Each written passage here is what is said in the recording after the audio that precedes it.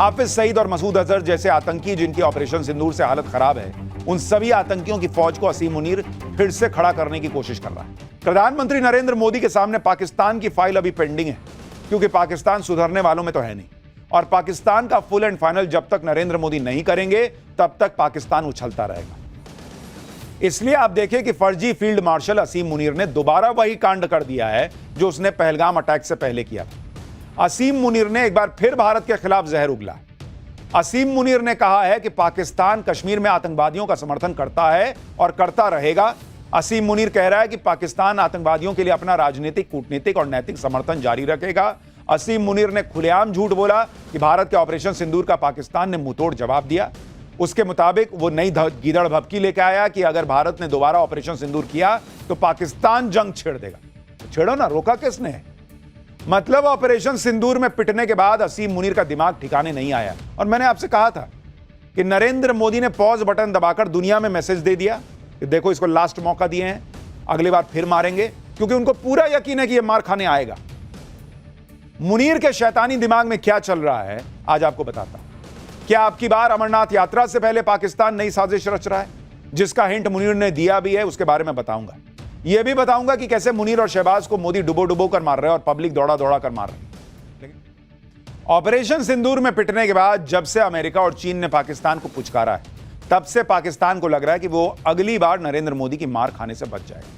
लेकिन पाकिस्तान इसी धोखे में अपनी कब्र खोदने में जुटा है। पाकिस्तान नेवी के पासिंग आउट परेड में के दौरान असीम मुनीर ने एक बार फिर अपने आतंकवाद प्रेम का इजहार किया।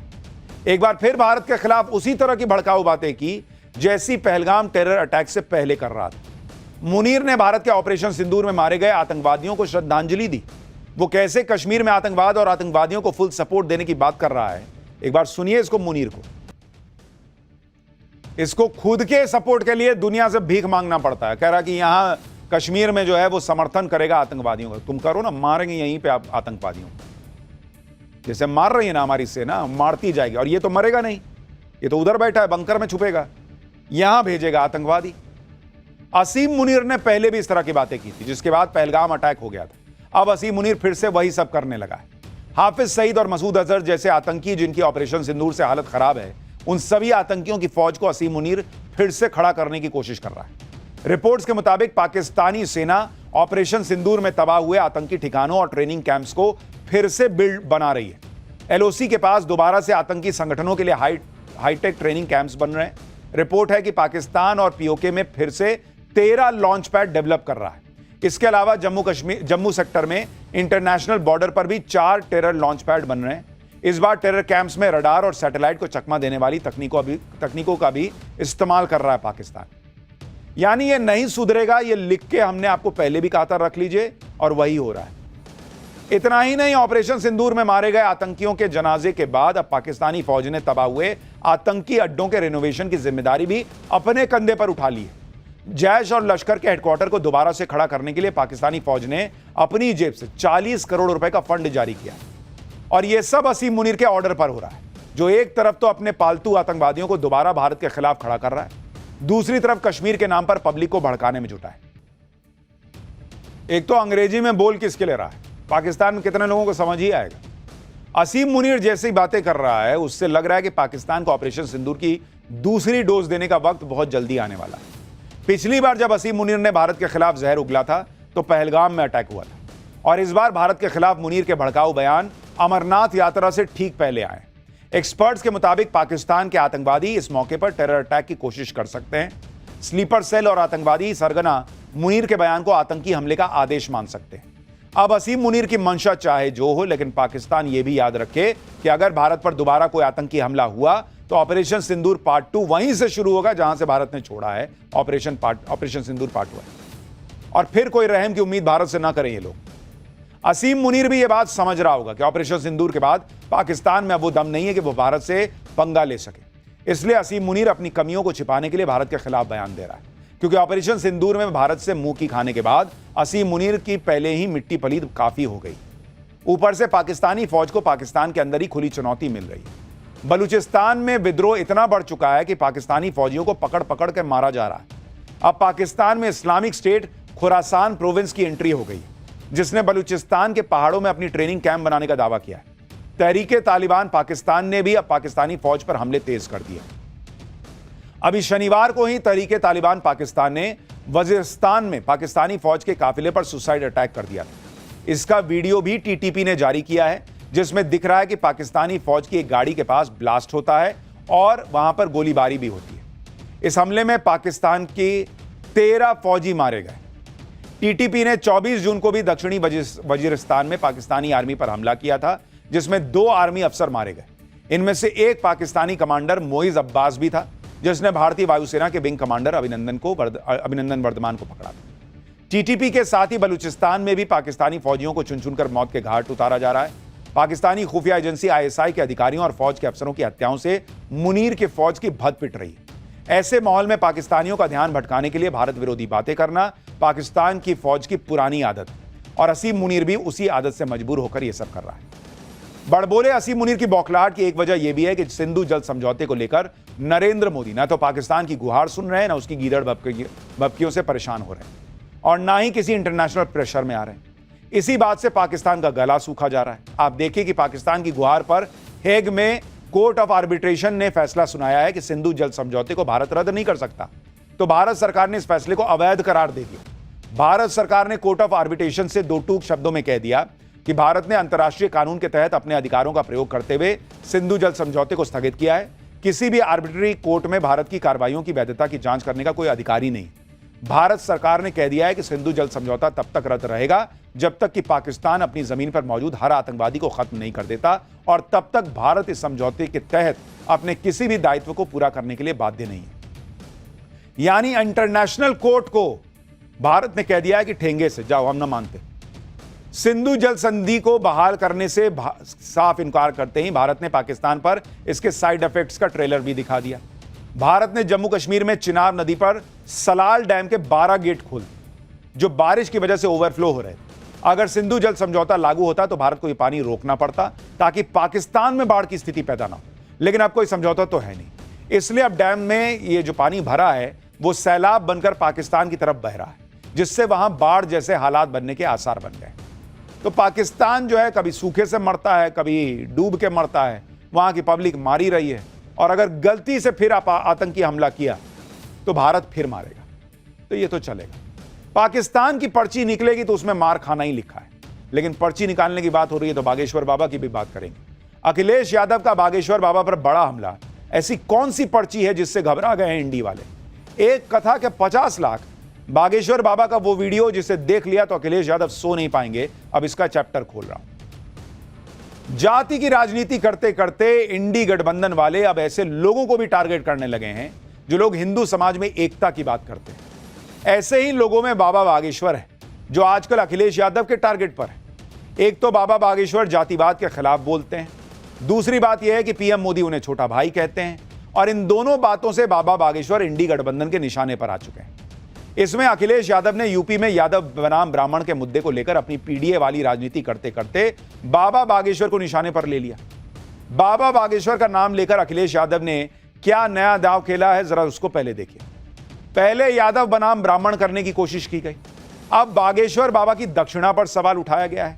बागेश्वर बाबा पर अंडर टेबल पैसे लेने का आरोप लगा रहे हैं अखिलेश यादव। बागेश्वर बाबा को महंगा कथावाचक बताने की कोशिश कर रहे हैं। लेकिन बागेश्वर बाबा ने अखिलेश यादव के हमलों की परवाह न करते हुए कौन सा नया संकल्प ले लिया है, इसके बारे में आपको बताऊंगा। इतनी क्लिप्स में आपने गौर किया? अखिलेश यादव कह रहे हैं वो धीरेंद्र शास्त्री टेबल के नीचे पैसा नहीं लेता है क्या? लेते हैं क्या? धीरेंद्र शास्त्री, ना आचार्य धीरेंद्र शास्त्री, ना धीरेंद्र शास्त्री जी। और दूसरी तरफ देश के प्रधानमंत्री कह रहे हैं मेरे छोटे भाई धीरेंद्र शास्त्री जी। कहां धीरेंद्र शास्त्री बोल रहे हैं अखिलेश यादव, कहां धीरेंद्र शास्त्री जी बोल रहे हैं नरेंद्र मोदी। यही बहुत बड़ा फर्क, इतने में आपको सारी कहानी समझ में आ जाएगी। अखिलेश यादव यूपी में पीडीए वाली राजनीति पर चल रहे हैं क्योंकि जातीय संघर्ष में ही उन्हें फायदा दिख रहा है। लेकिन किसी को समझ नहीं आया कि अखिलेश यादव ने अपनी इस राजनीति में बागेश्वर बाबा को अचानक क्यों घसीट लिया।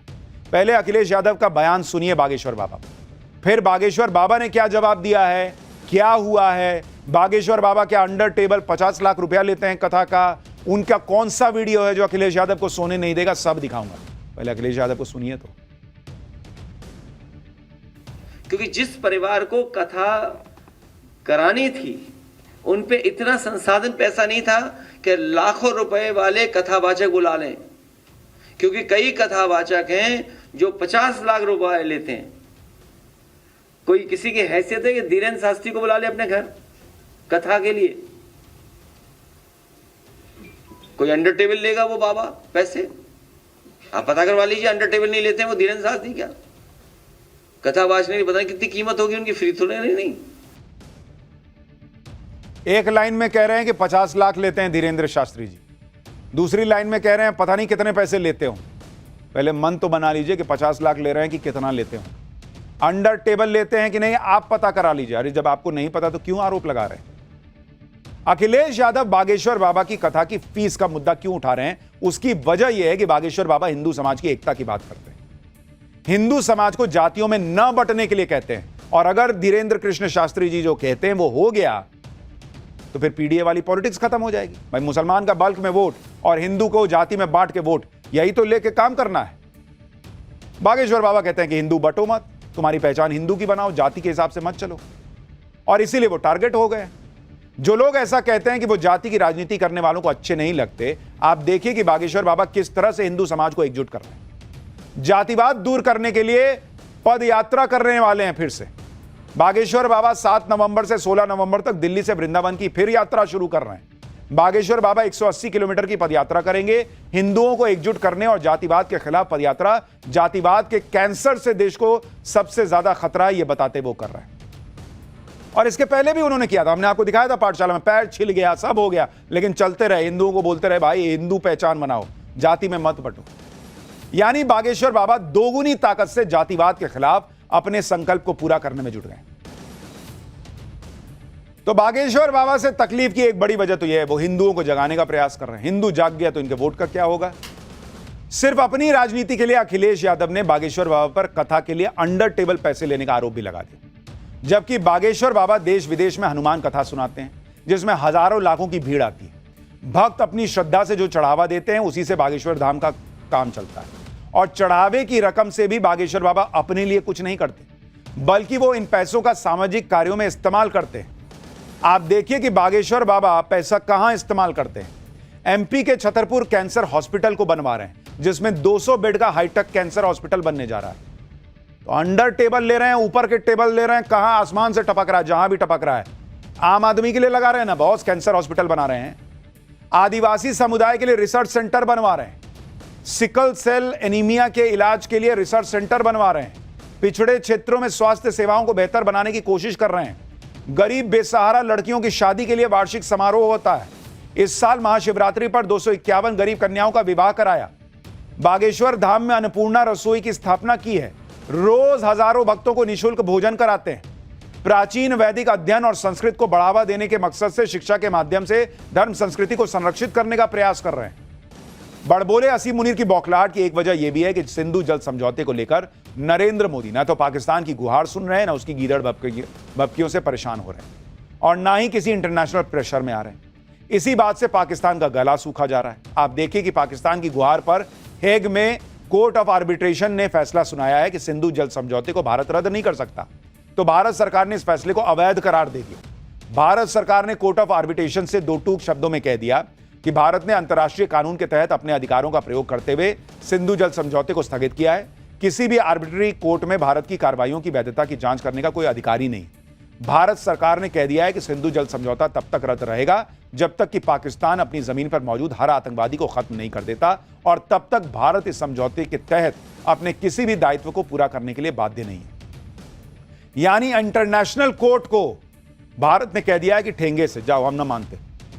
सिंधु जल संधि को बहाल करने से साफ इनकार करते ही भारत ने पाकिस्तान पर इसके साइड इफेक्ट्स का ट्रेलर भी दिखा दिया। भारत ने जम्मू कश्मीर में चिनाब नदी पर सलाल डैम के 12 गेट खोल, जो बारिश की वजह से ओवरफ्लो हो रहे थे। अगर सिंधु जल समझौता लागू होता तो भारत को यह पानी रोकना पड़ता ताकि पाकिस्तान में बाढ़ की स्थिति पैदा ना हो, लेकिन अब कोई समझौता तो है नहीं। इसलिए अब डैम में ये जो पानी भरा है वो सैलाब बनकर पाकिस्तान की तरफ बह रहा है, जिससे वहां बाढ़ जैसे हालात बनने के आसार बन गए। तो पाकिस्तान जो है कभी सूखे से मरता है, कभी डूब के मरता है, वहां की पब्लिक मारी रही है। और अगर गलती से फिर आतंकी हमला किया तो भारत फिर मारेगा। तो ये तो चलेगा। पाकिस्तान की पर्ची निकलेगी तो उसमें मार खाना ही लिखा है।